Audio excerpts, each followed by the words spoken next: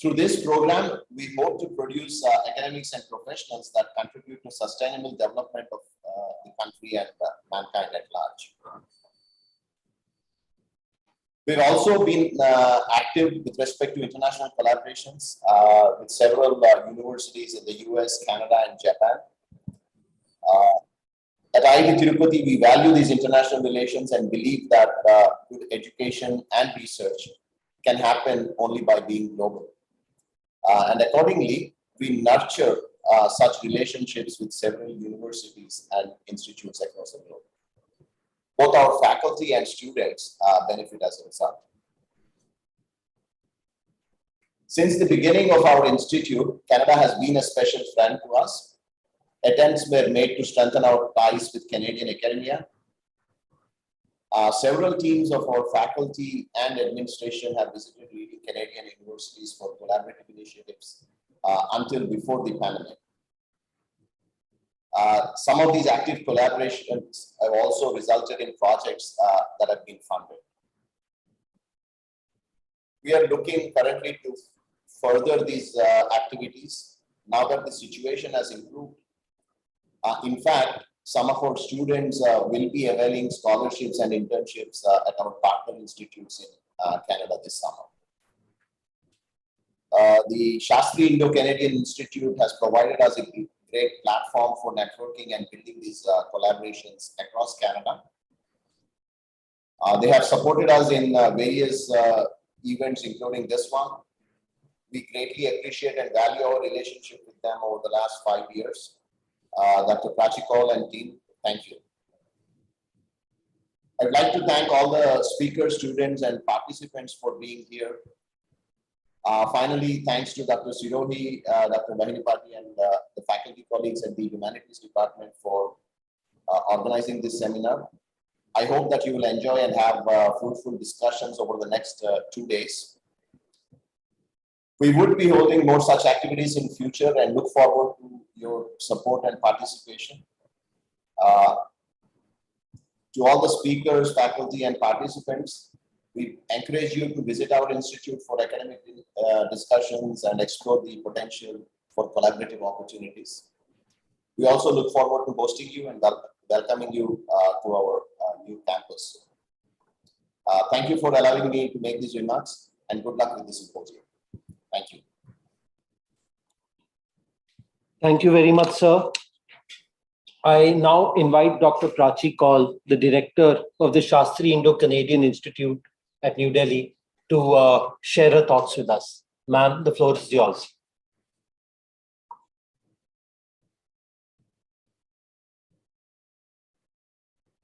Ma'am, we are not able to hear you. I'm on mute. Okay. Can you hear me now? Yes, yes, yes. All right, great. I had to switch over to my phone from laptop. There were some issues, but here I am audible, so I'm glad for that. Thanks to technology. As I was saying, that it's a pleasure to be here again with all of you. It seems we have become a family. There's a family reunion time and again in a week's time. So I think it's only family who meet so often. So thank you so much for having me. And we are proud to say that IIT Tirupati has become a great associate of Shastri Indo-Canadian Institute. And the series of events that you have been organizing with our support is a testimony that relationship is going very strong, and we are able to facilitate each other in any ways possible. Financial assistance is a part of it, but I would say more than that, it is about having aligned our goals and objective in a direction that can support and nurture the academia and research fraternity that we work with. And that's the prime objective of the Institute. And I'm glad that we are meeting it through with the help of our great associates like your institution. It's a privilege that you have a wonderful speaker with you. We have a privilege to associate with him in past, as sustainable development goals remains very close to Shastri Indo-Canadian Institute. And we had a wonderful event wherein the speaker was invited and he delivered wonderful keynote speech. So I'm sure the fraternity present here for today's event will immensely benefit by his talk, and also the other speakers and the presenters who are going to share their work are going to enrich themselves from each other's work and try to learn and try to come together to do better things in our research or whatever the domain of knowledge that we wish to contribute on. I, from Shastri Indo-Canadian Institute, wish to share that these are some initiatives which we have supported through our conference and lecture series grants. But those who have known Shastri, they know there are opportunities, as Dr. Guma was mentioning, that there are a couple of opportunities, very fascinating ones for the student fraternity. They must explore and make use of that. And I also suggest that at the level possible, there has to be a collaboration of at the faculty level, and it is happening for sure, but there need to be more, and we are here to support you in any ways possible. So congratulations for putting this together. This is a wonderful area. Someday I feel it is directly related to SDGs that remains in the core of the programming of the Institute. So congratulations, Dr. Veena, for taking this forward, and I'm sure the support that you have been receiving from Dr. Guma in terms of nurturing these programs at the Humanities and Social Sciences Department. It is commendable, and it is very, very important, because technology, engineering, all these things are very dry, and unless we bring in humanities and social sciences into it, it won't complete the picture, it won't complete the research, it won't complete the perspective. So I'm glad that we are bringing perspectives from the other domains as well, which will give a feeling of completion to the work that we are putting together in this direction. So wish you all the best, and take care of yourself. Have great deliberations, and look forward to engage with all of you once again. Thank you so much for having me today. Thank you very much, ma'am. Again, thanks. I'd like to extend my thanks to the SICI for funding this. I'm now going to invite Dr. Srikanta Panigrahi, the Director General of the Indian Institute of Sustainable Development, who I just introduced, to deliver the inaugural special lecture. The title of his lecture is Tackling Climate Change Through Urban Resilience, Public Policy in India and Canada. Sir, the floor is yours. It is indeed a great pleasure to spend some of the valuable time and in this auspicious morning with very enlightened gathering of IIT Tirupati and Shastri Indo-Canadian Institute. I am very familiar, being alumni of IIT Delhi.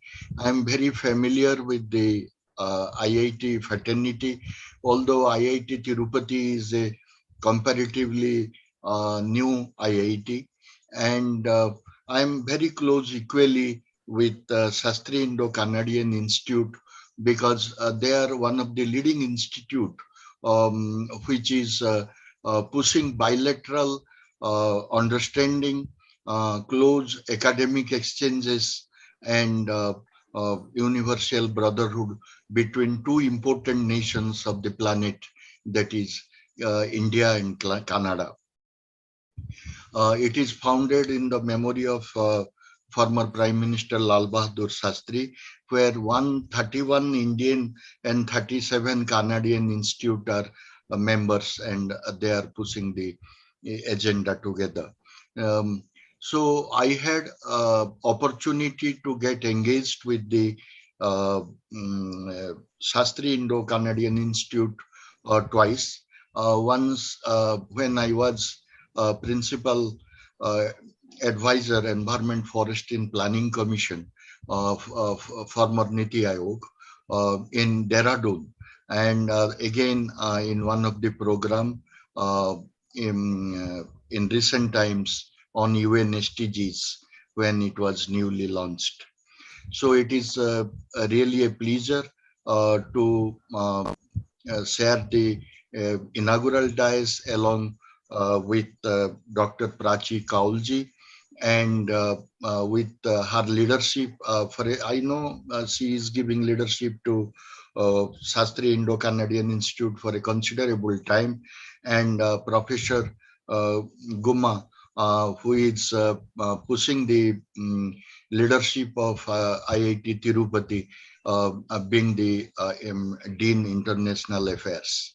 Now I will be starting my presentation. Uh,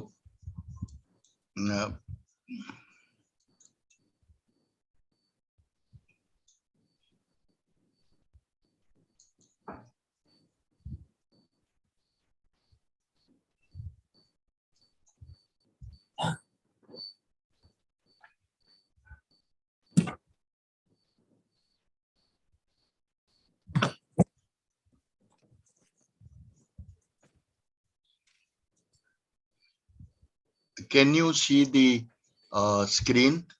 I hope each of you can see the screen. Yes, yes, sir. I will be, I have presented, prepared around 30 slides, and which are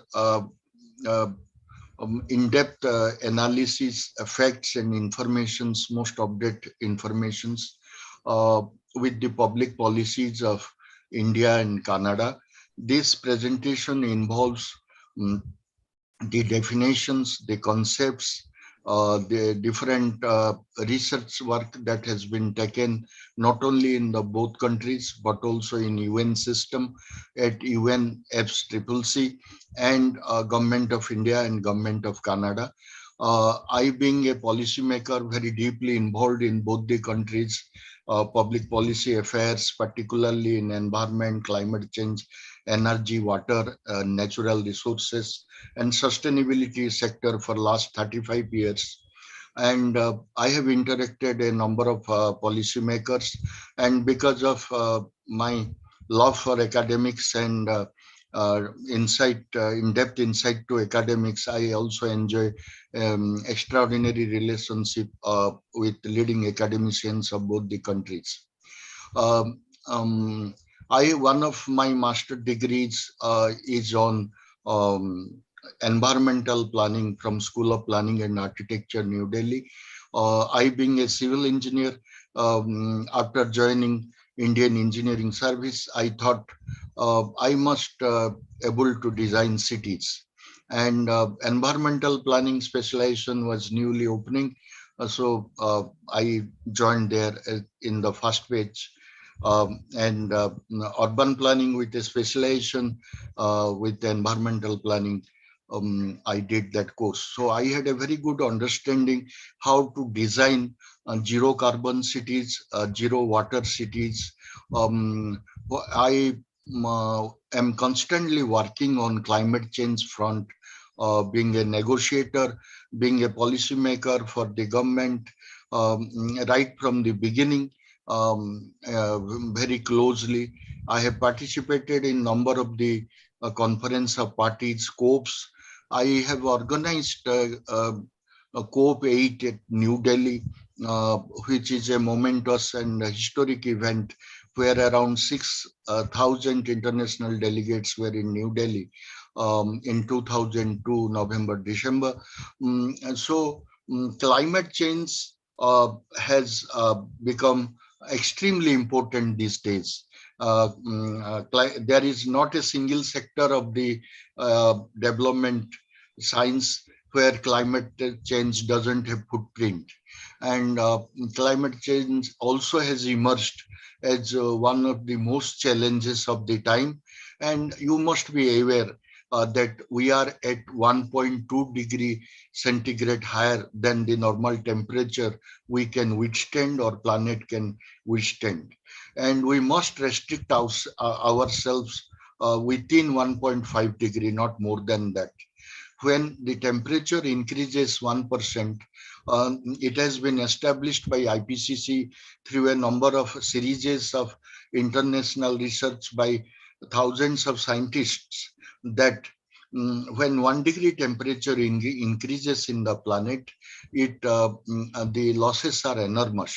There are 30% to 35% losses of biological diversity in terms of animal and plant species, and there are some very sensitive species. They are extincted forever. So it becomes very difficult to maintain the equilibrium in the ecosystem. The impact of climate change is not only in biodiversity sector, it is also in water sector. The quantity of water and the quality of water substantially suffer. And that is not only in India, but throughout the globe we are witnessing, including in Canada, which I will explain you during my presentation. So another thing, the agricultural productions are vanishing away.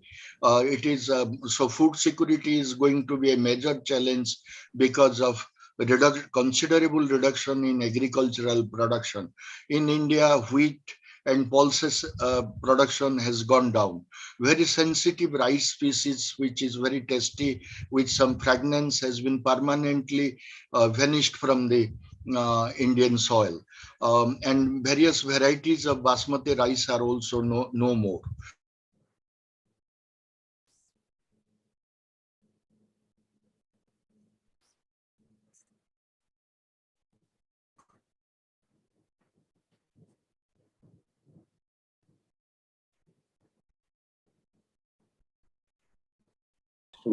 So we are not able to hear you. I think there's some network issue. This video is also from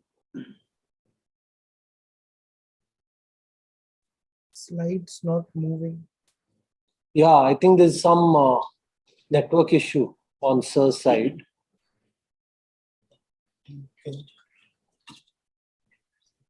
Can I call him?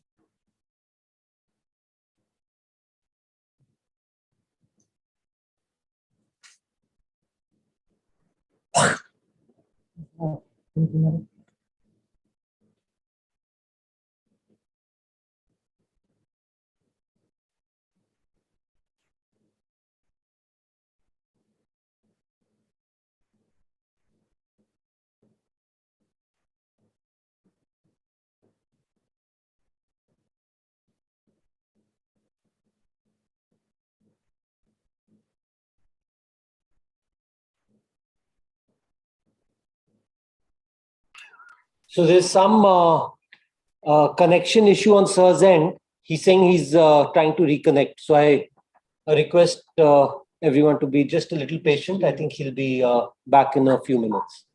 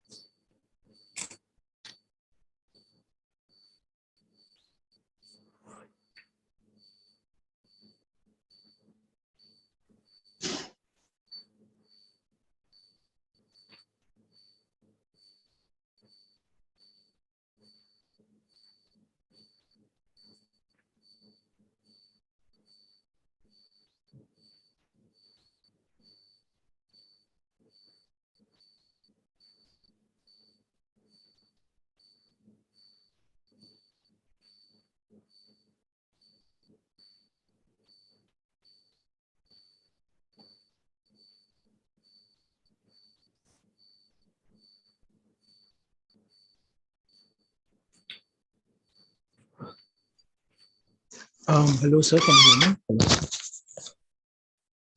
hear me? Hello. Hello.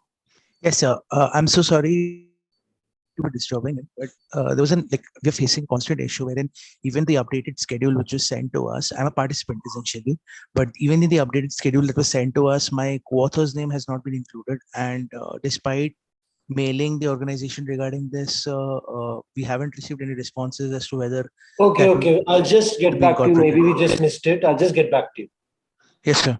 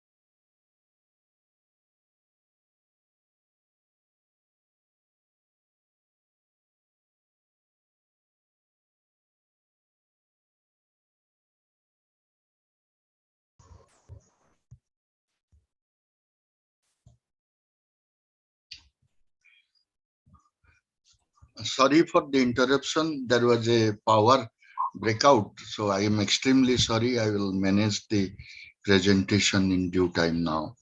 I'm sharing my presentation. Thank you, sir. Good to have you back.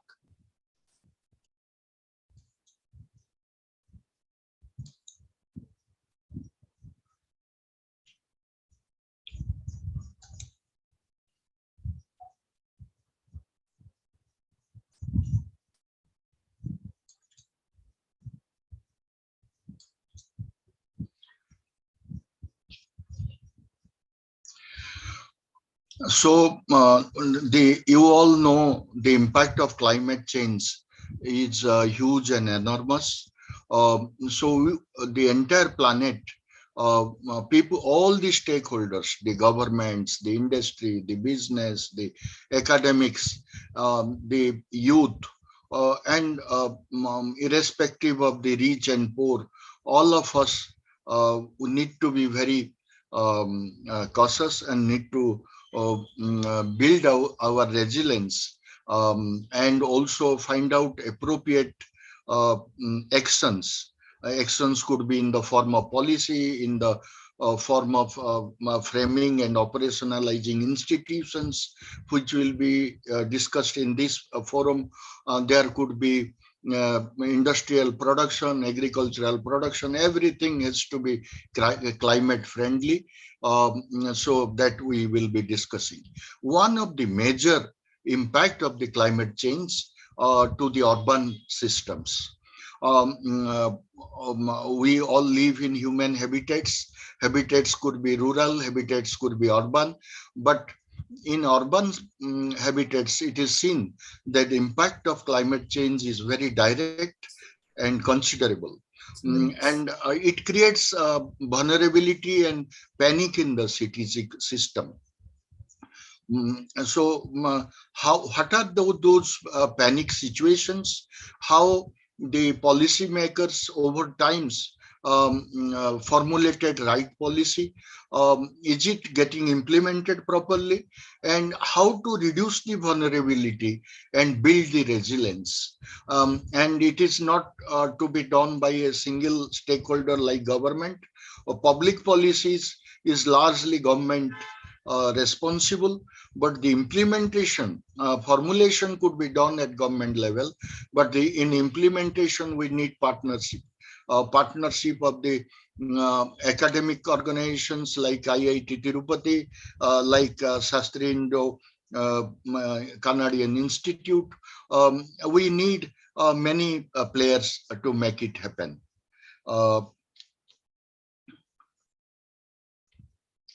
These are the various contents. I am not explaining in the interest of time. Next. So introduction is well known to all of you. Now I will not also spend more time in it. Briefly telling, our urban ecosystem is the scope for discussions, and throughout the planet there is a boom. There is rural-urban migration. There are migration because of climate refugees, ecological refugees. There are insurgency. There are other kind of refugees. The migration is basic. It is happening because of many reasons, and more urbanization is geometrically happening over time, and the planet is already having almost half of its population in urban areas, and it is so rapidly increasing. By 2050, this may reach up to 2/3 of the planet's population. There are constant flooding in our cities, maybe inside the city, where even in non-coastal cities, in coastal cities, because of sea level rise, the panic problems are alarming. There are constant climatic storms. There are many kind of challenges. We need which is very important to build our resilience. There are some news clips within last 1 week. in major newspapers, which is there on the right hand side top, you can see Delhi tons of the heat. Temperature may record to 37 degrees this week. You can read India must build its heat resilience now. This is high time. So there are many news. You see the Canadian news on the other side. Canada is one among the top 10 urban vulnerable countries in the planet. So there is flood, there is drought, and there is forest fire. Forest fire regarding Canada, all of you are reading in the newspaper. It is not only Canada, it is throughout the globe. The Australian bushfire, the Amazon fire, the California fire, the Canadian fire, German fire, Chinese fire, Indian forest fire in Uttarakhand, Madhya Pradesh, and Chhattisgarh. So all our newspapers are reflecting the life and of the people in Delhi day-to-day life. They are flooded with urban vulnerability. They are testimony. So nothing to speak more on this. So policymakers has a huge responsibility, and so also all the stakeholders has their very defined role to play with. So India and Canada enjoy historic relationship for last many years, and urban resilience is one of the prime area in which both the countries have taken many historic initiatives and still taking in a big way. So what is climate? Climate means over 30 years, if there is something average is taken, that is seasonal temperature, average rainfall, and wind pattern. So considering these three major data of 30 years average, the climate of area is defined or forecasted. In India, we have IMD, Indian Meteorological Department, Mausam Bhavan. They keep on projecting, which includes urban vulnerability announcements also. Then what is climate change? There is a change in the climate. When this climate, some people reacted, there are many arguments, so there is no time to discuss on this. So finally, the climate change is defined that in the state of the climate that can identified by a change in mean or variability of its properties, and that persist for an extended period, typically a decades longer, at least 10 years or more, same pattern will be there. It refers to any change in climate over time due to natural or human activity. And climate change is an anthropogenic and it is man-made. It has been established by scientists by now. So climate change has a global warming, how it is happening, heat tapping gases. So all of this, you know. The next thing, the next thing is, I will be speaking, what are the direct impacts of climate change in urban areas that we are facing?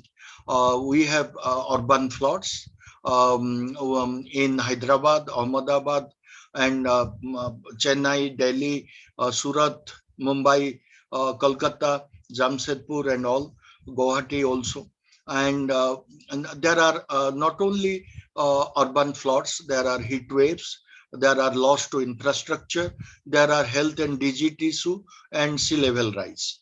Heat waves is the major negative impact India is suffering with.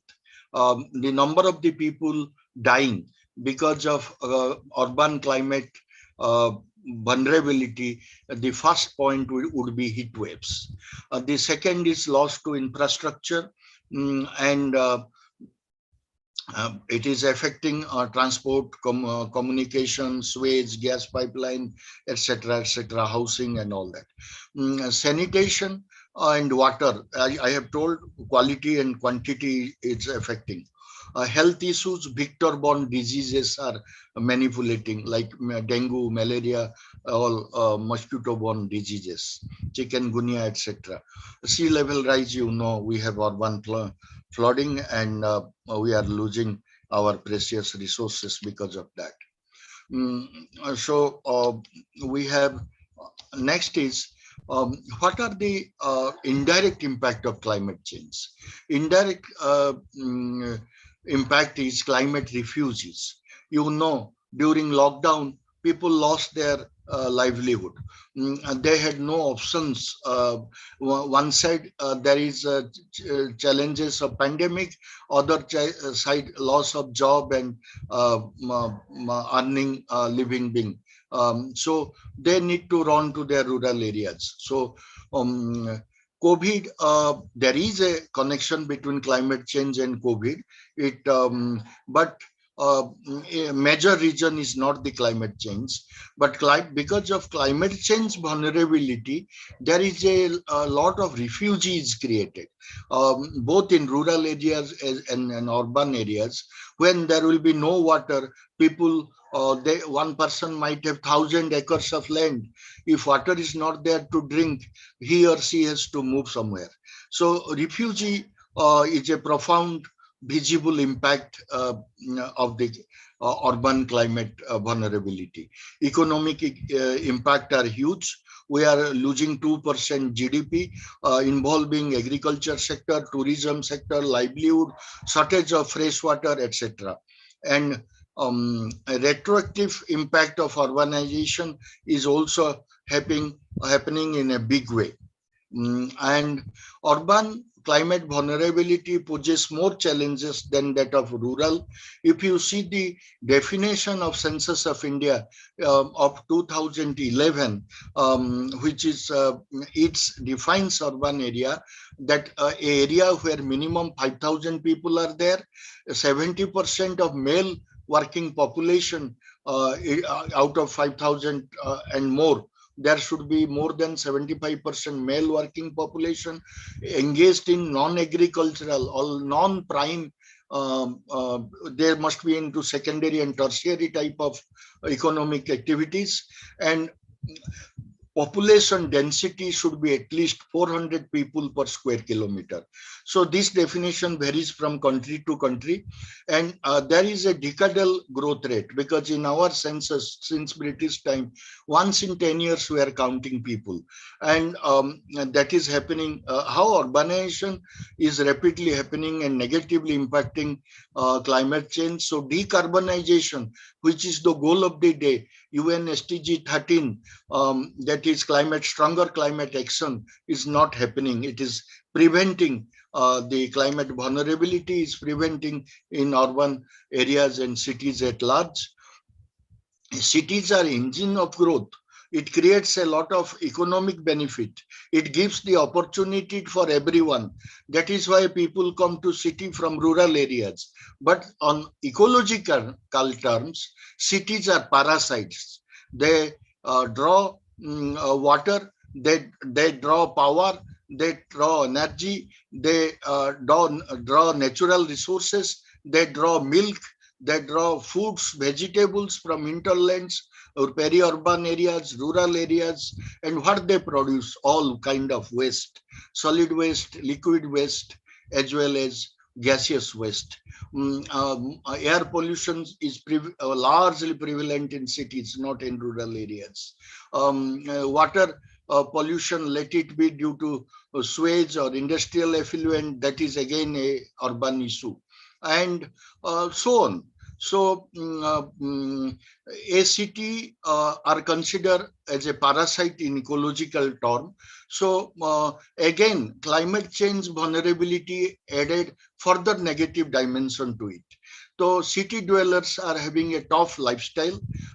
Their life expectancy is considerably reducing, and they are struggling more harder for their survival now.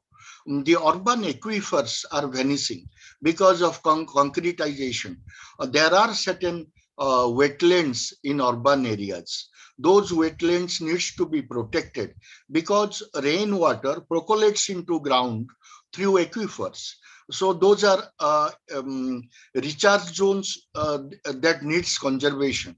Wetlands where many species you will find together who builds the urban ecosystem. They are playing a huge system in balancing the urban climate. So our wetlands are vanishing, and the construction are encouraging wetlands, city wetlands. It is there in all Indian cities and all global cities, how developed country it may be. Wetlands are vanishing, aquifers are vanishing, urban heat islands are produced because heat is not getting observed. It is so it is tapped. So the in a particular area, huge heat is being generated. And urban forests are vanishing, parks and open spaces are vanishing. So how a vulnerability assessment is done? Well, we need to find out the exposure, suspectability, and coping capacity, for which risks, feature, sensitive, covariance, resource, skill, feature, hedging, all are required to build up resilience from the vulnerability. This is from a ResearchGate publication. Vulnerability assessment is done through a particular process where the way I explained, the exposure, sensitivity, and adaptive capacity and potential impact. So these are the key factors. I'm not going into details because of interest of the time. Need for urban resilience. We have discussed enough why urban resilience needs to be built. The vulnerability creates panic. It creates shocks and stresses, and those shocks and stresses needs to be mitigated, wiped out by building urban resilience. And urban resilience is not just magic. A series of interventions at policy level and the particular role each of the stakeholders need to play to assure the proper and perfect urban resilience, which varies from climate to climate, soil to soil, situation to situation, cities to cities. So city administration, along with people of that city who are the key receiver of the resilience benefit, they need to actively participate in the entire process. So what are the acute shocks and chronic stresses that the climate vulnerability creates? You can see there is a very fantastic analysis has been done, very powerful analysis. You can see three color code here, the red, the purple and green. Green is climate change has no impact. Red is climate change impact is having, and the secondary or indirect impact is in purple one. So 100 Resilient City has done a wonderful analysis how vulnerability creates shocks and chronic stresses. So these are the factors, and that needs to be this kind of shocks and chronic stresses are created, which needs to be managed in the resilience while we are building. Adaptive resilient urban development. Because in the interest of the time, I just want to tell you, climate change has many special area of research domain, as well as linking to the field action action research direct in the field. One is adaptation, another is mitigation. Mitigation means reducing greenhouse gases level, the 6 greenhouse gases as we have identified. They are considerable reduction from our sky and retrieve the earth. That is a long-term process. We have not accumulated all the global warming gases overnight. It has accumulated over 200 years or more, right from the first industrial revolution. So it will take considerable time again to retrieve the earth. So it is a longer process, but till then, what to do? We cannot make our life hell. We need to survive. A rich person will spend more, make his switch on in air condition while driving a car or inside his own house or office.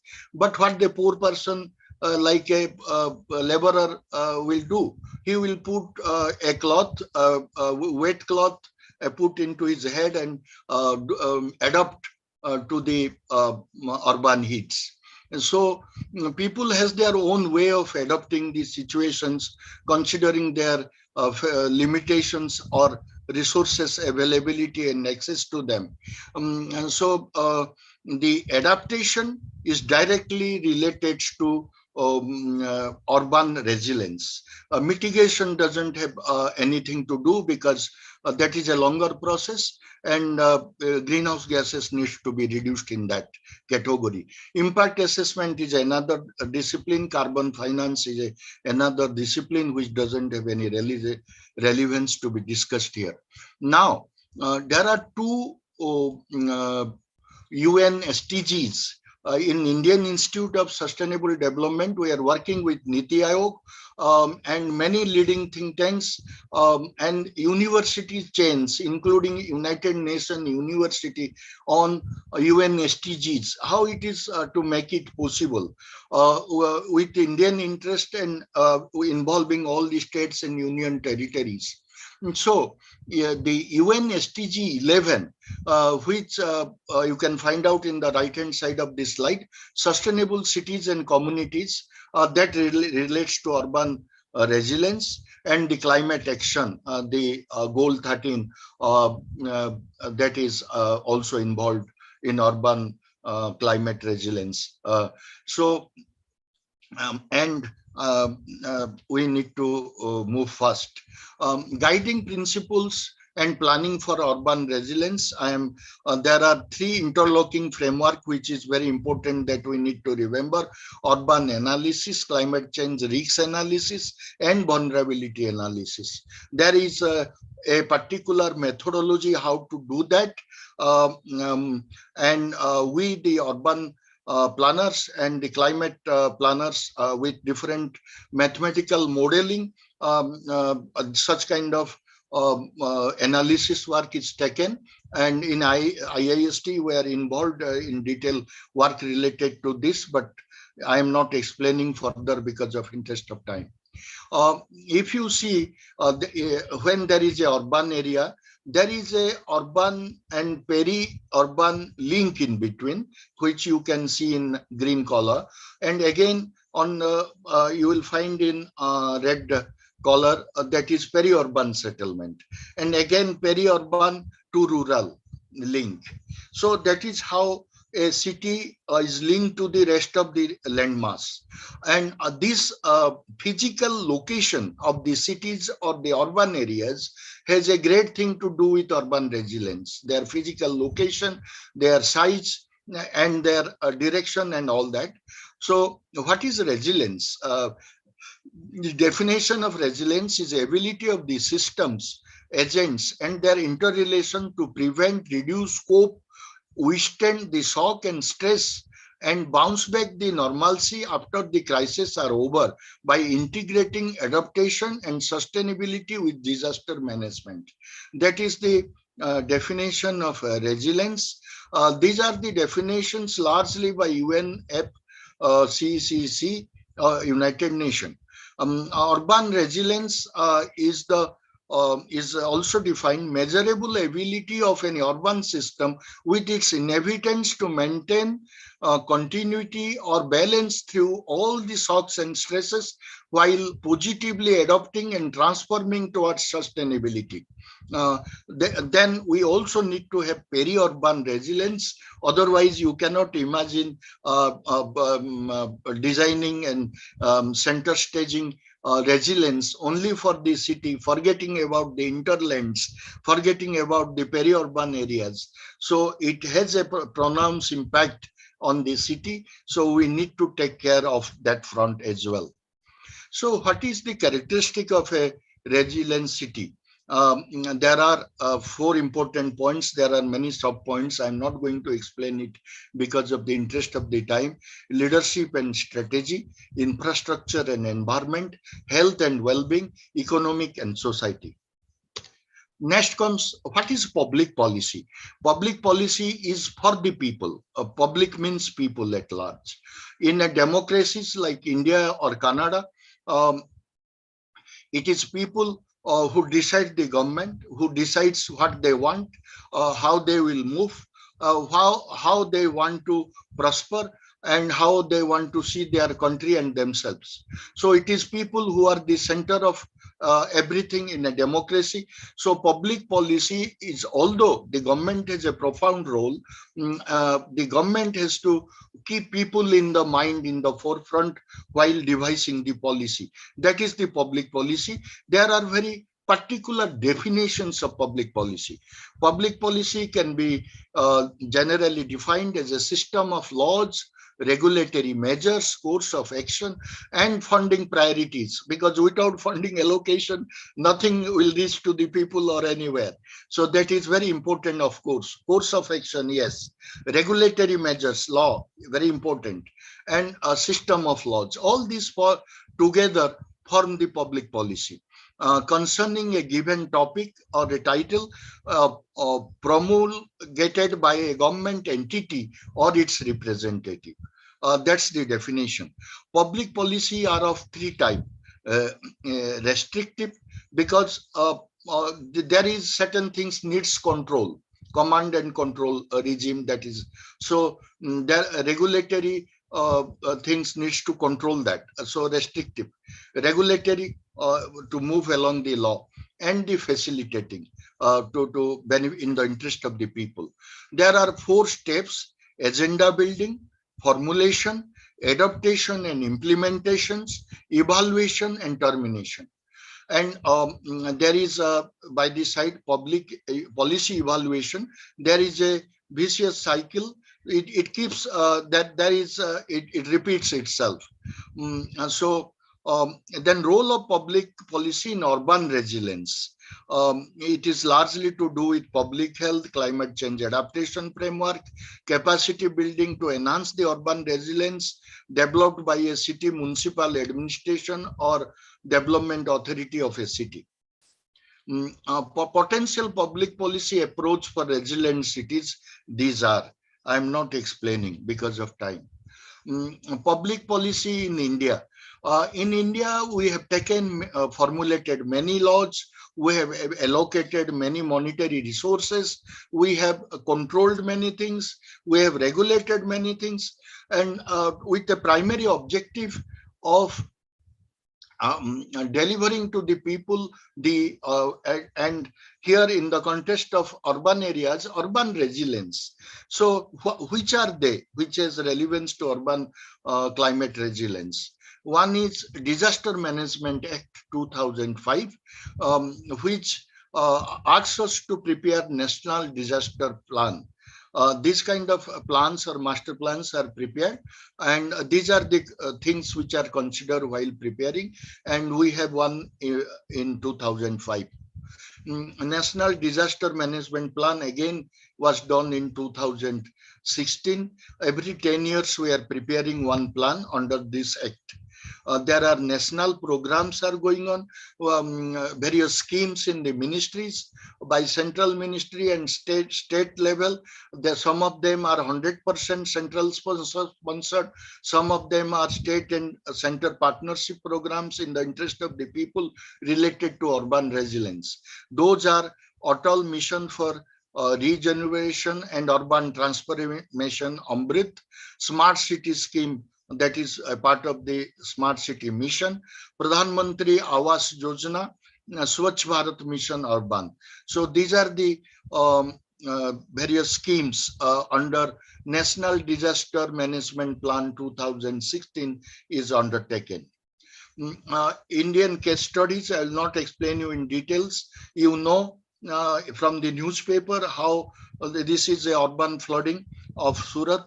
And this is also again a flood relief in Surat, and they have in 2006 they had havoc. And then there was a constant public consultation process, consultation from various sectors. It was a very detailed, exhaustive study, and from 2006 to 2010, almost 4 years it took to come up with a city resilience strategy for Surat city, which is under implementation now. And the details, it also has tidal and other kind of risk. You can reports are available in public domain. You can see Hyderabad again, very interesting case study. WRI, World Resource Institute, Indian counterpart, has done a very powerful study on urban flood issues in Hyderabad, where the lack of drainage system in the city, lack of stormwater regulations. Normally in Indian, we people, most of the Indians, they we have seeing in our country that most of us encroach our space available in front of our houses, some and other way, which is meant for drainage, and we don't have a right over that space. This is none of the Indian cities is having a proper drainage system. In Delhi, now this local government is declared a drainage authority, and it is also declared in Mumbai, Bangalore, and other cities. So this is high time. We cannot keep on surviving the way we have lived. Where we cannot. We need to do the things that those are required. Otherwise, the urban climate vulnerability will manifold when this kind of issues gets added to it. There are huge projects pipelines which are going with state, center, and local municipality level in various Indian cities to build city resilience. I'm not going again with the interest of the time. The Gorakhpur is one of the first cities in the country who has a special drainage plan, and it is almost implemented. Gaps in urban climate resilience framework and practice in India. There are certain framework made, some policy made, but practice is missing, which is nothing new to India. We all of us are familiar. But why it is happening? Because the taker of these advantages are the people at large. So their involvement is not happening with the public policy. So the people has to participate at every stage of public policy formulation, implementation, and in the entire process while repeating. Public policy is nothing very static things. It's defined from time to time, learning from the experiences and redefining public policy again in the interest of the people and the climate. Everything is changes in this world and nothing is constant. Only change is the constant. So as per the change, we need to define ourselves, our public policy, our climate action, everything that we are encountering in each moment. So that is not happening. Things are static. When things are, the natural process is moving faster, the human related, intervention related solution framework and its implementation mechanism not at a pace with the natural changes that is happening with a higher speed. Public policy in Canada is extremely important. We are a partnering country in many issues, including urban resilience is concerned. So because of interest of time, but this cannot be ignored, so I need to explain it. In Canada, a pan-Canadian framework on clean growth and climate change. It is one of their prime policy framework and government schemes, which is formulated with the objective of growing the economy, reducing greenhouse gases and other kind of emissions, and enhancing the climate change adaptation. So it is a very powerful scheme and it is yielding a result. Next is greening government strategy. So how to build more resilience against the climate change adverse impact? The government has strategy formulation at various levels. Federal adaptation framework.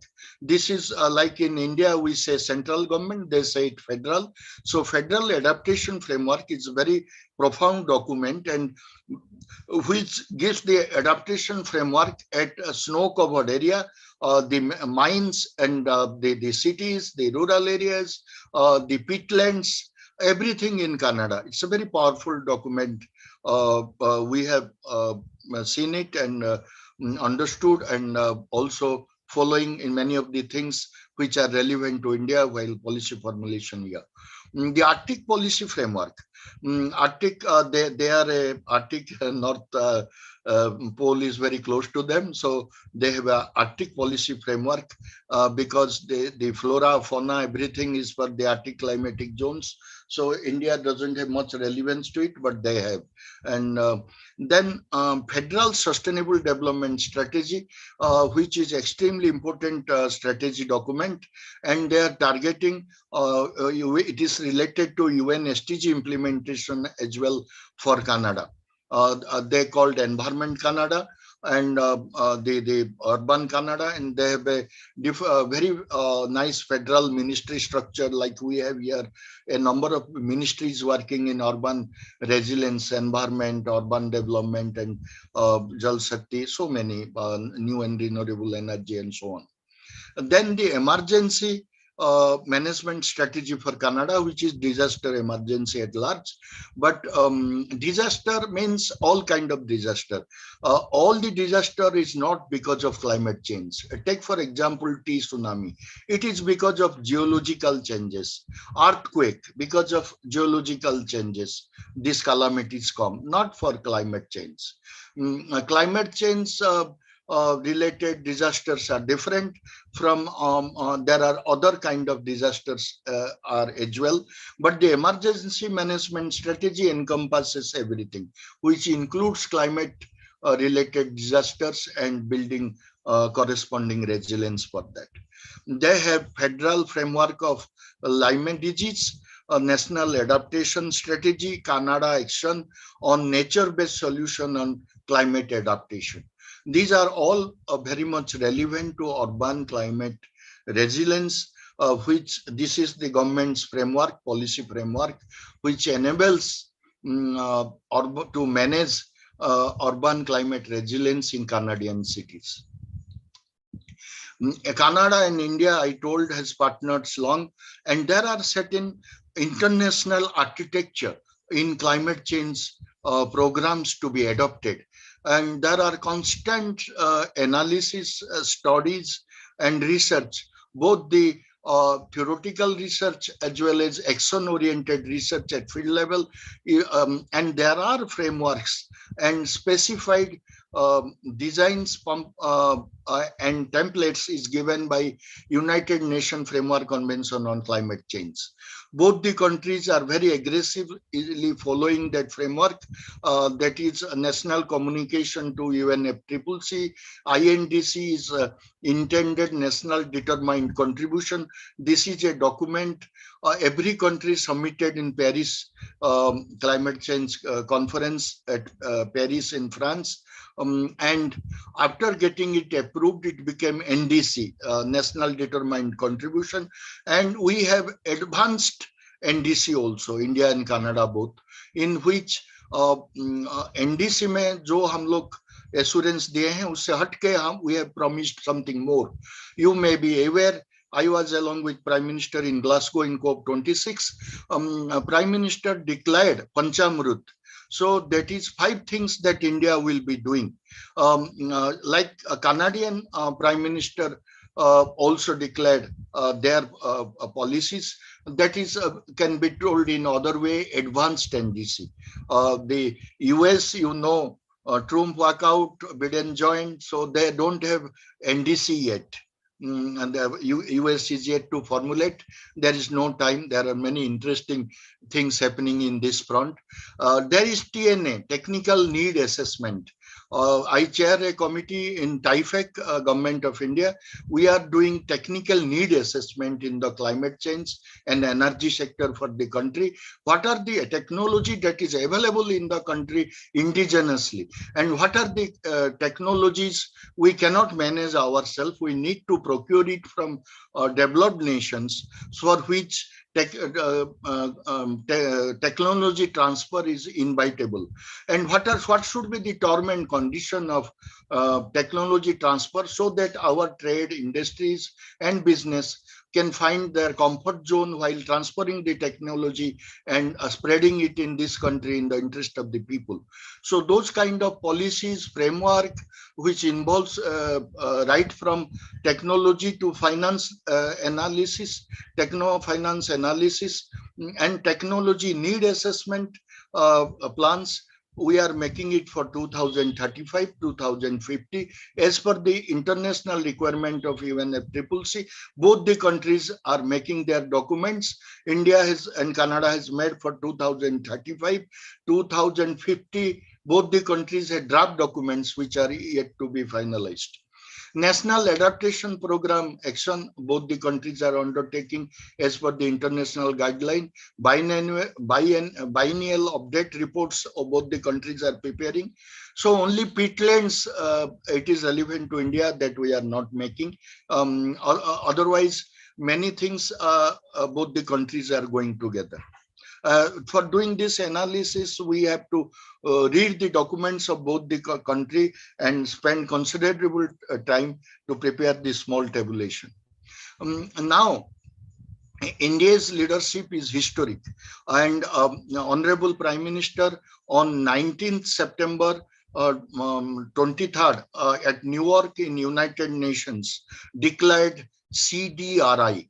It is a great gift to great policy and action gift from India to the planet. A coalition for disaster resilient infrastructure.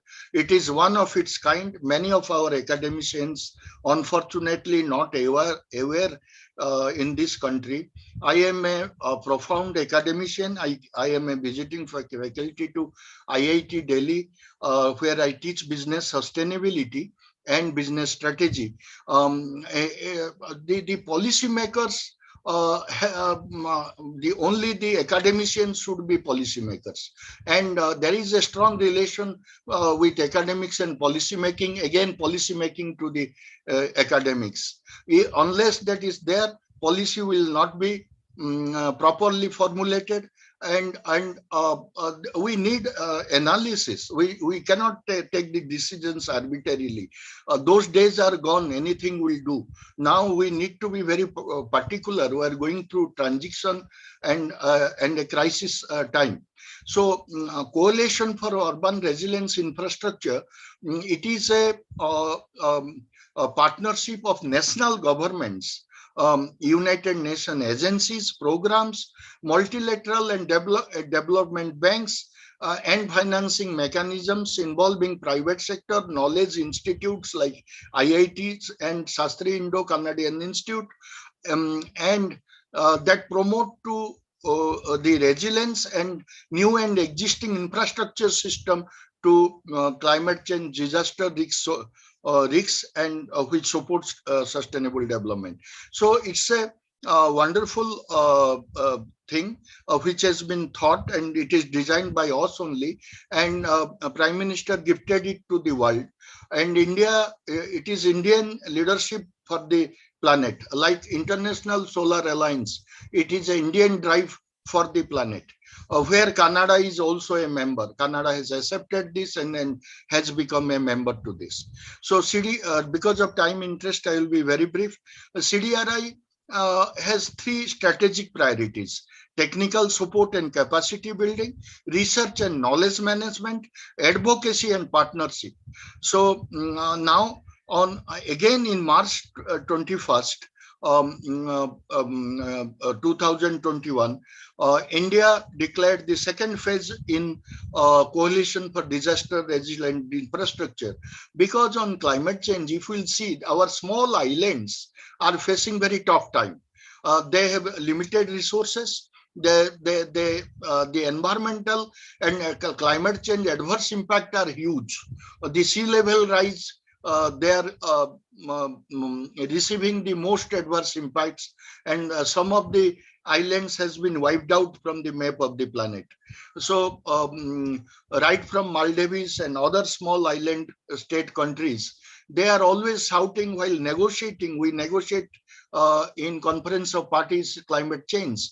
The small island states are telling, you have money, you have technology, we have nothing, and we are going to be extincted. Please look at us. We are a part of the planetary ecosystem. We are also equally required. Don't forget, we are a part of this planetary family system. So please take us along. We don't have money, we don't have technology, we don't have anything. And our tourist, only thing is touristic income from tourism, that is also vanishing away because of climate change vulnerability. So Prime Minister Modi, as per our suggestion, initiated something new, which I will explain in the next slide. So which are CDRI member countries? There are 28 national countries where Canada and India both are the part of this. And there are member organizations. How the entire financing will happen? It will happen from global finance architecture like Asian Development Bank, World Bank, UNDP, United Nations Disaster Risk Reduction, ARISE, CCRI, European Union. They have signed for taking the responsibility in pushing CDRI ahead, where these countries have accepted in principle. No, sorry, you cannot see the pictures clearly here.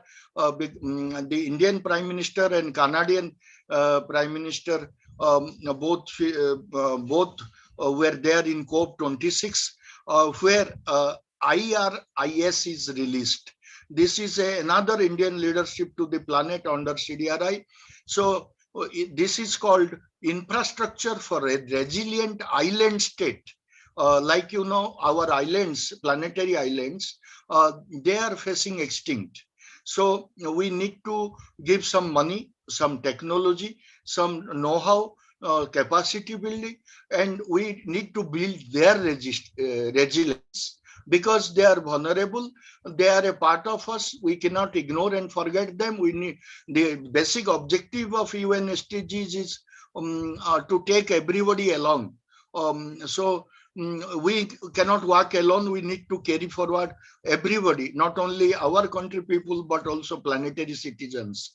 So Indian Prime Minister and UK Prime Minister, who organized COP, host country, Glasgow Climate Change Conference, Mr. Boris Johnson, Scott Morrison, who was recently in New Delhi, from Australian Prime Minister, three of them come forward to release IS. It was Indian initiatives backed by financial, few amount of finance is also backed by Boris Johnson and Scott Morrison, along with our Honorable Prime Minister. So together they declared IRIS, where Canada is again a partner. This framework will help island state nations, which are most vulnerable. The entire island is, you can say the entire island is urban, there is no rural, and they are very vulnerable. They need to build their resilience capacity. So details of it I am not going through. Conclusion, almost I have covered everything, so I am not reading this because of interest of time again. Urban climate resilient policy framework. India has a profound one. We are implementing it, but it all we have different kind of experiences. We need to redefine and again reshape the policy framework and proceed further. A multi-stakeholder participation is extremely essential. Social connect and community-based resilience building measures are extremely important. We need public participations. So thank you very much. I think I have taken more time than I should. Please excuse me for that.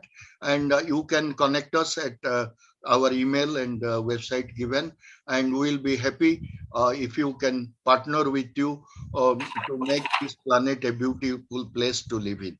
Thank you very much. Thank you very much, sir. Those are very apt words to end your very interesting, very enlightening talk. Now, because of the paucity of time, I think we can take maybe one question, maybe two. So I invite the participants to ask their questions. So we have Mr. Siddhartha Mitra. Please ask your question. Go ahead. Thank you, sir. So my issue is, given the fact that, when we are talking about particularly sustainable development, the situation for Canada and India are two completely different places, where Canada is a developed country and India is developing. And the West accounts for more than 25 to 30% of the global carbon emissions, whereas it has less than 8% of the world's population. What would your recommendations be with regard to creation of a proper strategy which takes into account these factors, rather than simply going for a completely neutral and equal situation? Because we need to take into consideration the fact that there are developing countries as well. So any practical innovation has to bring those in. So what are your thoughts on this, sir? So you want the difference between both the countries' approach in policy framework, so far as climate is concerned, because of population figure, per capita emission, and a different geographic location. Keeping this in mind, the difference in policy making you want to understand, is this the question? Yes, sir. Like, not just that, like also the fact that, we are talking about two different kinds of economies here as well, right? So my thing is, given that, what is the kind of policy framework that can be innovated, which actually becomes practical? Because we see a lot of theoretical policies being talked about, but what are your opinions on a practical framework which works, taking into consideration these aspects? How would you, what would your thoughts be on this particular line of thought, sir? See, there is nothing theoretical. Public policy doesn't happen in theory. It is happens in practice only, and it is for the people on the ground. The academics and research has to be action oriented, action research, both the countries are doing things so far as international climate change architecture is concerned. There is a framework given by United Nations how each country will manage their climate change. Some of them are binding internationally, some of them are not. In the interest of the people, the countries need to do. And United Nations and World Bank and other international institutes extend all kind of support, technical and capacity building, manpower enhancement support, and geographical location, climatic differences are there. So the international climate architecture, there are certain items which is meant for tropical countries like India, where the sunlight directly falls in. Whereas the polar, the countries which are close to pole, they have different, some additional requirements which we don't have. We have some additional requirement which they don't have to. And don't think these are all theoretical framework biting dust in the Almira. They are getting implemented very much. All of them are at the time of formulation is open for people to discuss and debate, and it is open always. Public policies are open for public consultation. The problem is most of the people and many of the people, either they are not aware the system of the nation, or if they are aware, they don't have time. They have some other priorities where they are engaged in. So people doesn't take interest in India. That I can tell you from my experience. Whereas comparatively being a developed country, more people comparatively than India, they participate in their public policy formulation and implementation framework in Canada. The geographical locations and climatic requirements and etc. are different, but there are both the countries are working on global UN framework, and again both are the vibrant democracies. They are developing as per the need of their people, their laws, their funding systems. So there are a lot of similarity, and there are certain differences as well in the policy framework of both the country. And Canada could be a developed country. This is not to be taken in otherwise. So far as climate change leadership is concerned, India has always played a global leadership role historically. If you see in Kyoto Protocol, there are very few countries who played very dynamic role, but ultimately the Kyoto Protocol was not successful. Whatever the developed countries has promised, hardly 12% of their promise they could able to keep. And now in Paris, so in Paris Agreement, it is told it is not only the developed country need to reduce their emission because of their historic responsibility. It is everybody. Now we are at crisis. Forget what has done. Now all of us have to come together, and what is the best we can do, we must. So India, if you see the emission calculation per capita basis, if you go into carbon space debate, then the developed and developing things will come forward. But keeping that away, both the countries are together in common forefront to pushing the aggressive climate change action, although the COVID has adversely impacted this pace and speed of the climate action in both the countries. Thank you, sir. Actually, because our next lecture is scheduled in 5 minutes, 3 minutes actually, I think we can conclude the Q&A session. And I'm going to request Dr. Prabhashankar Dwivedi to give the vote of thanks. Thank you, Rahul. Good morning, one and all. I consider it a privilege to propose the vote of thanks on behalf of my own department, the Department of Humanities and Social Sciences, IIT Tirupati. We thank Dr. Shrikant Panigrahi, Director General in Indian Institute of Sustainable Development, New Delhi, for his thoroughly informative and engaging inaugural lecture. Thank you, sir. We sincerely thank Dr. Prachi Kaul, Director, Shastri Indo-Canadian Institute, New Delhi, for sparing time to share her thoughts and grace the occasion. We take this opportunity to place on record our gratitude to Shastri Indo-Canadian Institute, New Delhi, for the generous funding that enabled us to organize this conference. We thank our Dean of International and Alumni Affairs, Professor Shashidhar Gumma, who has always been supportive to us. Thank you, sir, for your constant support and agreeing to deliver the opening remarks for this conference. Further, we thank the guest listeners who joined the conference to listen to the inaugural talk. We also thank all the invited speakers and participants of the conference who come from various academic institutions of the country.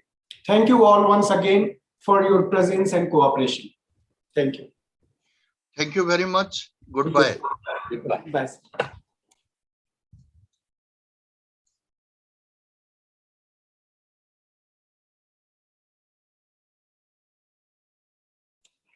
We will start the next lecture in approximately 2 minutes. So please stay with us.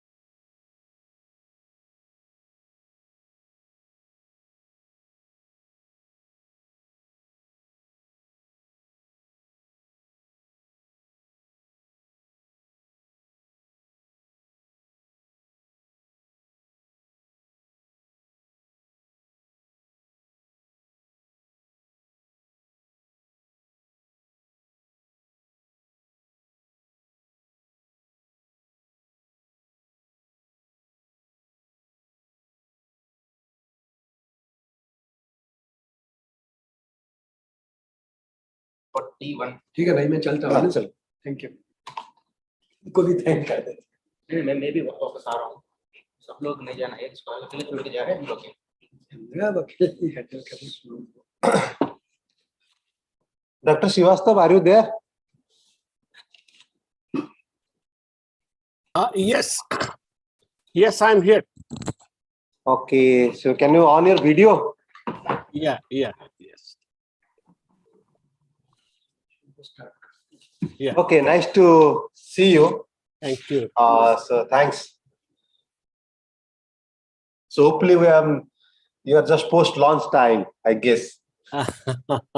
Yes. I just had lunch. Okay, few good minutes that back. we have scheduled it accordingly, that we are not basically disturbing you for having lunch. Yeah.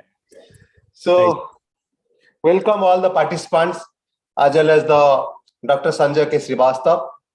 So he is presently Chief of Disaster Risk Reduction at the United Nations Economic and Social Commission for Asia and the Pacific, based in Bangkok, Thailand. So he was with the ESCAP Regional Advisor on Disaster Risk Reduction from October 2009 to June 2014, and also head of the Hydromet Disaster at SAC Disaster Management Center, New Delhi in 2007 and 8. So before that also he was working with ISRO in Bangalore. So he was also lead author of the ESCAP's flagship publication, Asia Pacific Disaster Report, since its inception in 2010. So thank you for agreeing to deliver the first special lecture in our ongoing international conference.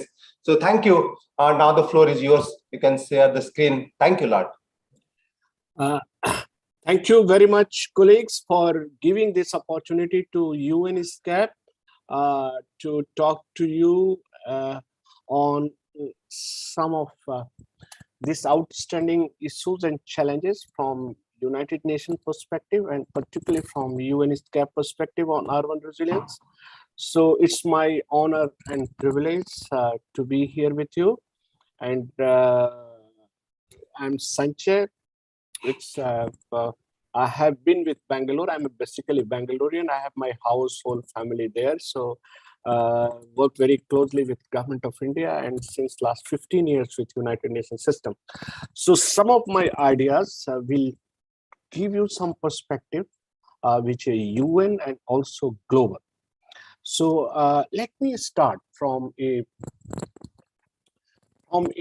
lens of climate science, and especially what happened in the recent times with the launch of Ipcc Assessment Report 6. It was launched in 2021 August, and the recent version on adaptation and impact launched last month in February. So you have a very fresh science on climate change. This year, Nobel Prize was also given to the breakthrough in climate science by two scientists, one from Japan, the other one from Germany. But what is the purpose of referring those new advances in science, which has given us a new knowledge? You know, in the past, there used to be a perception that the disaster may or may not be due to the climate change, because there was no very substantive scientific evidence to what we call attribution science, a particular tropical cyclone or a drought or a flood directly or indirectly related with the climate change. But now that we have got a science to establish these connections, so I will take this IPCC result. A key highlight is, which was I think you were all watching the media, the news items that 1.5 degree and beyond, the global warming should not go beyond 1.5 degree. Otherwise, it would be very difficult for world or planet to adapt or to survive. So there was this concern was backed by a very strong scientific evidence, that is IPCC Assessment Report 2001. For the first time, the report brought a relationship between the emission and what could be the impact of the climate of the emission, particularly one So the report, the main highlight was the difference between 1.5 to 2 degree global warming is quite substantial, because every increment in a degree translates to increased risk, which goes beyond the capacity of many systems, including the human system, to sustain and survive on the planet. So this was like a alarming bell. UN Secretary General calls it a red code for the humanity. So world must be prepared to contain this warming less than 1.5. For bringing this, they introduced a new system of modeling called Coupled Model Intercomparison Project, which presents a new scenario. So this scenario has greater uncertainty. In the previous climate models, there used to be a lot of uncertainties. And it presented a shared socioeconomic pathways. If we are emitting this much carbon, then what could be the impact? So it's a very definitive scientific breakthrough which contributed to our understanding of the risk of the climate system. If you look at my diagram right-hand side, it 1.5 degree is a threshold beyond which all the convective system, the radiative transfer will move in a direction that our warming, which result into the hot temperature, heat waves, heavy precipitation, the drought, the 10 years event which used to be earlier will become very frequent. Every second year will have this event, and heat waves, every year there will be heat waves. So this will be a very warmer planet, difficult to manage. Now, if you take this scenario of climate change, what kind of risk the world is going to experience? I have just brought the risk of, there is no risk of one type, risk of flood or risk of drought or risk of heat waves. The risk will come, what is called in cascades, the compound and in the systemic risk. If you see the category 1, which is in the diagram left-hand side, category 1 is a normal understanding of disaster risk. You have a hazard, which are all climate-related hazards, flood, drought, and so on. Then you have vulnerability, which is also linked with the socio-economic profile of the people of the country. Then you have exposure, means your infrastructure, to what extent they are exposed. And then you have a response based on hazard, vulnerability, and exposure, your public policy response. So this is a normal understanding of the risk, and that's how the policies response are developed worldwide. But you see category 2. So as of now, our policy discourse was mostly in understanding of hazard, vulnerability, and exposure. But now the new science, what it says is risk is not only a very simple linear between hazard, vulnerability, and exposure, but there are interactions of the drivers of the climate change. And that driver, hazard itself, like for example, there will be a tropical cyclone, and that tropical cyclone will trigger a storm surge. The storm surge will trigger landslides and many things. So there will be interactions among the drivers. There will be interaction among the vulnerability, the people on ground. Already, for example, if you take today's context, there is a pandemic on the ground at that time. If there are climate extreme or disaster happens, so it's a interaction of the vulnerability, same interaction of the exposure. So the system becomes very complex, and that complex system, this is what I would like to bring to your kind attention, that the traditional public policy or disaster management system will not be very efficient. If I take the example of 2018, there was a tropical cyclone in Odisha called Titli. The early warning system of the Titli was extremely good, very precise. And we always say that we have done quite a bit in terms of early warning system, and early warning system very precise. People were all evacuated. Then it was almost close to zero casualty. But then what happened? That cyclone triggered landslide. As a result, 28, 30 people died in Odisha. So you see, you learn to manage tropical cyclone by a high quality early warning system, by timely evacuation of the people on the risk, and making people aware and prepared for tropical cyclones. But this tropical cyclone led to landslides, and the people died not because of the tropical cyclone, but because of the landslide. And the trigger was cyclone led to storm surges and landslide. So the country had to prepare for the complex interacting and compounding hazards. So now the third category, which the world is going to face today, this is the new climate reality of the world. There are disasters which you can aggregate. You can aggregate drought with heat waves, and you can understand the interacting risk. But then there are disasters which compound. One disaster compound to the other unidirectional way. One disaster compound to the other, but there are bidirectional also. One disaster, like for example, if you have cyclone and then COVID on the ground, so it's a bidirectional. If you bring people in the cyclone shelters, there will not be any social distancing. So it's a bidirectional, more compounding risk. But then there is a cascade of the disaster. One disaster, like what I told, Cyclone Titli, triggers landslides, and landslides trigger a lot of, the casualty to the people. So the world has to prepare for category 3 of interacting risk.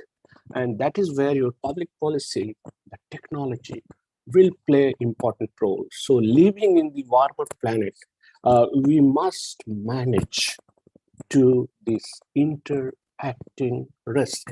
The world today, is interconnected world. So finally, what happens is a cascade and compound disasters becomes systemic risk. Take the example of the pandemic, COVID. It has started with a health sector in one country, one city.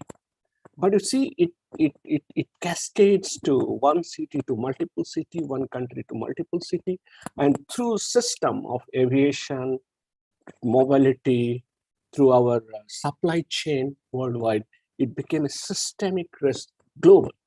So this is the reality in new normal, the complexity of interactions among multiple drivers of the climate risk and how multiple risks compound and cascade. So this is the risk which we have to learn to manage in days to come. What I would like to bring to your attention now is the urban. In face of this cascading risk and compounding systemic risk, where the cities are located. We have done in UN all the cities of the globe. We mapped out on a multi-hazard risk escape. This is particularly for Asia and Pacific risk escape. And you see the cities are located, most of the cities are located in those areas where there are multiple disasters. We call it multi-hazard risk hotspots. And when you count the number of people in the city, so what has been seen in between 2015 to 2030, the population will increase by more than 30%, 50% in 26 cities, which are located in high risk areas. That's the reality. The risk of not one hazard, which I told, a compounding hazard, systemic risk. In Asia Pacific, we found 170 cities fall in extreme risk category, 314 in a high risk category, 154 in medium risk category. Cities are the growth engine of the economy of the world, and so in Asia and the Pacific. If they are located in such a high risk, where there are cascade of the risk, multiplying risk, it will be very difficult for cities to drive the momentum of the economic transformation if the risk of the cities are not managed efficiently.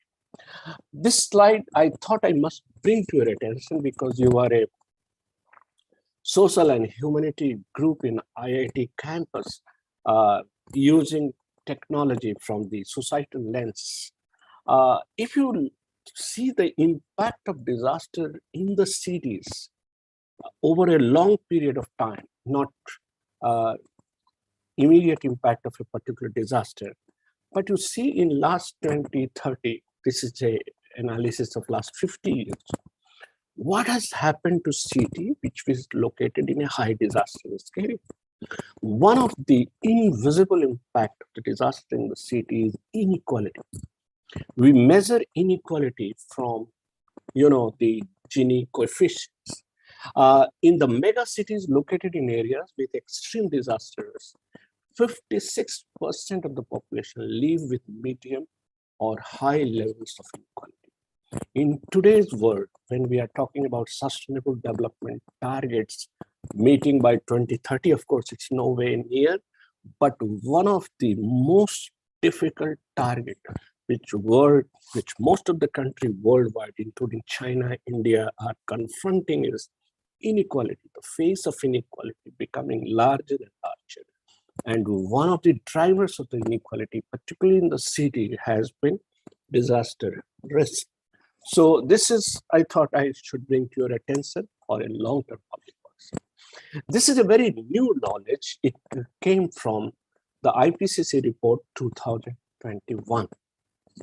The knowledge is, you say this is the climate which brings all kind of heat in the city and multiplies, making cities life miserable. We call these cities the heat islands, many parts of the world.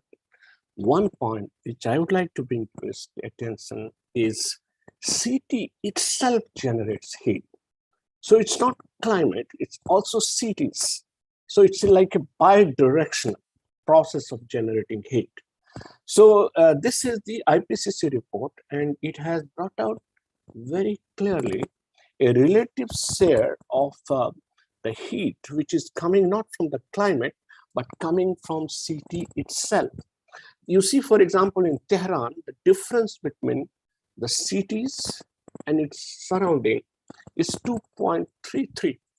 So the heat is coming from the city itself. In Moscow, 1 degree, in Japan, 0.9 degree. In case of India, particularly the city that was taken, Kolkata, 0.19 in comparison to other cities, less because it's a coastal city. But to see the city is located on the land, the city itself generates heat. So urbanization has increased, changes in temperature extreme in cities, particularly nighttime extreme. So annual mean daily temperature is more affected by urbanization than annual mean maximum temperature. This was a new knowledge, whole world was mapped. But then what brings heat from urbanization? When you see these sources of heat, it's a city geometry, all buildings, layouts, high rise. It's city from the heat from the human activities, all your the transport systems, most of the economic activities. Heat pertaining to the properties, the building and road materials which are used in the cities. Then these are the some cities property which generates heat. But what are those properties of the city which moderates the heat? It's a water and vegetation. So most of the city planners, you are expert in the area, talking from the science perspective, you have to create a balance between city geometry and the economic activity of the city and water and vegetation in the city. So city needs vegetation cover.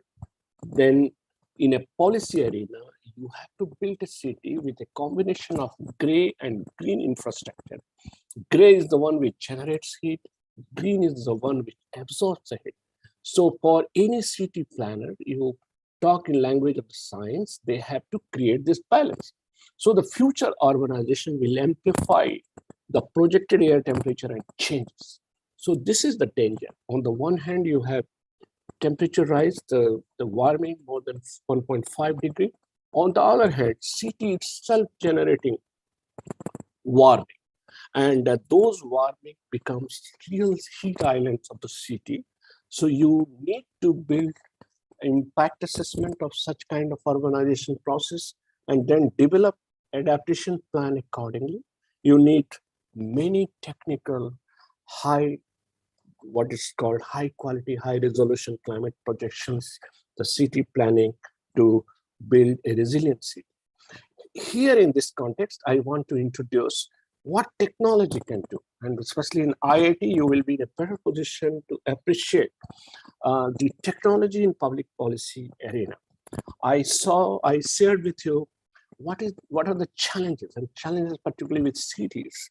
A bidirectional heat coming from atmosphere and also coming from the heat.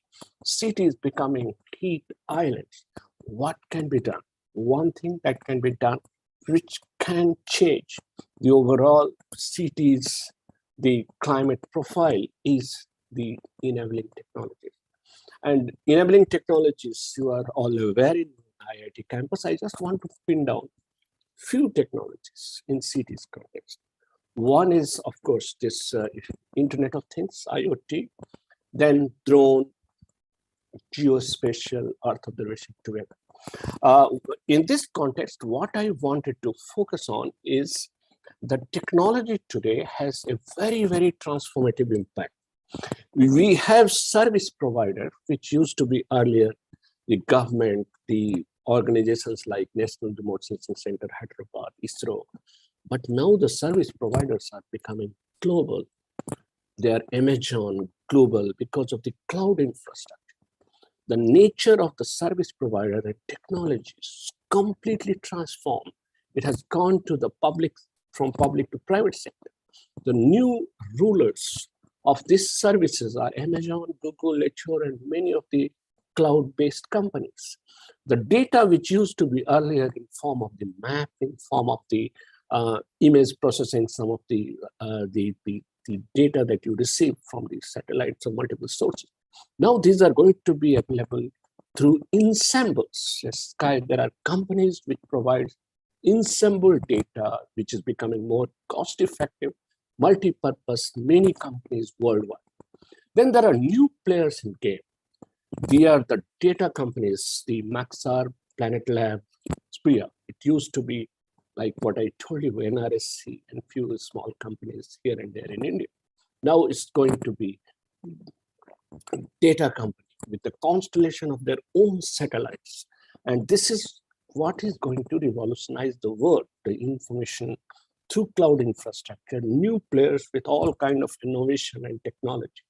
And then there are geo-intelligence coming up, which used to be in military domain earlier with machine learning and artificial intelligence through cloud computing, software as services, and data bricks. I would like to share one example, what difference it makes. And this is the work which we did here in UN.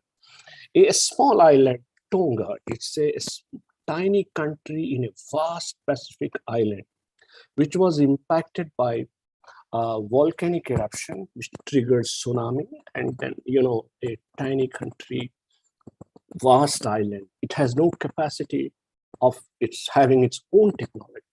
But what I told to you, the technology being global, new players in game, data companies providing services.